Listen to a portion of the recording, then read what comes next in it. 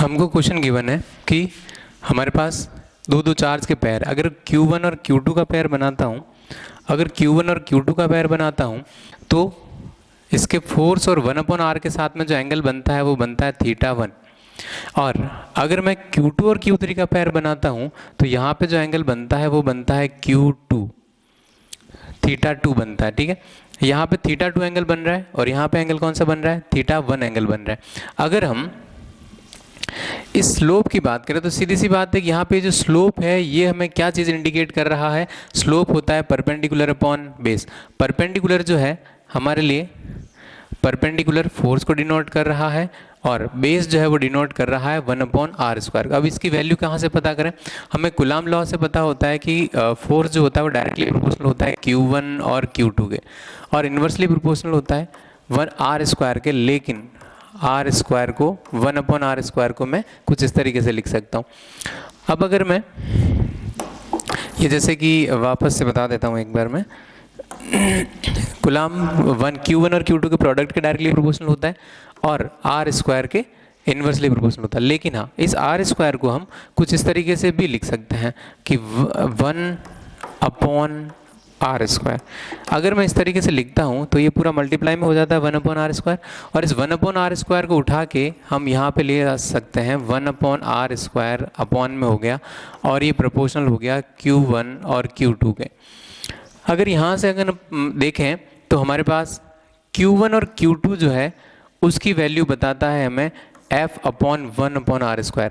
ये होता है tan थीटा। तो tan थीटा जो यहाँ पे ग्राफ का स्लोप है वो हमें बता रहा है F/1/r² की वैल्यू को। अब अगर हम कहें कि इसमें हम पेयर लेते हैं, क्वेश्चन के अकॉर्डिंग अगर बात करें तो Q1 multiply by Q2, Q1 multiply by Q2, ये जो स्लोप बनता है F/1/r² का स्लोप बन रहा है। इसको मैं ले लेता हूँ tan θ1।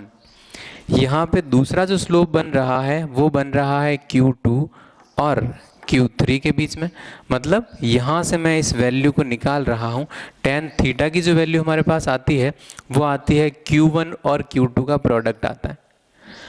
हमें F/1/r² मिल रहा है।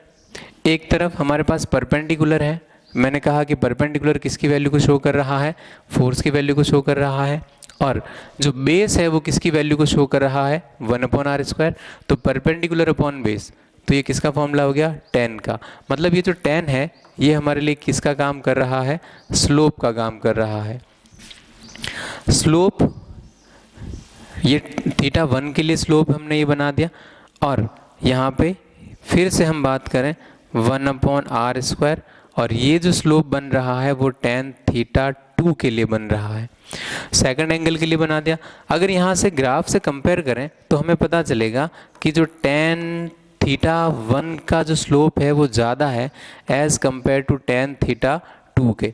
तो क्या मैं यूँ कह सकता हूँ कि जिसका स्लोप ज़्यादा होगा उसका प्रोडक्ट भी क्या होगा, ज़्यादा होगा। Q1 और Q2 का प्रोडक्ट ज़्यादा होगा किसके कंपैरिजन में, Q2 और Q3 के कंपैरिजन में।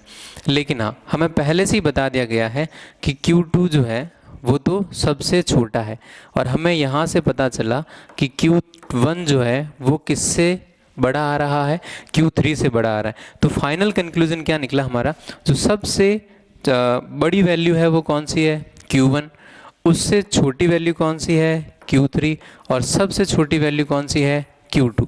अब देखिए ये आंसर कहाँ पे मिलता है हमें, सबसे छोटी वैल्यू Q2, Q3 और Q1, यहाँ पे हमें आंसर मिलता है। Thank you.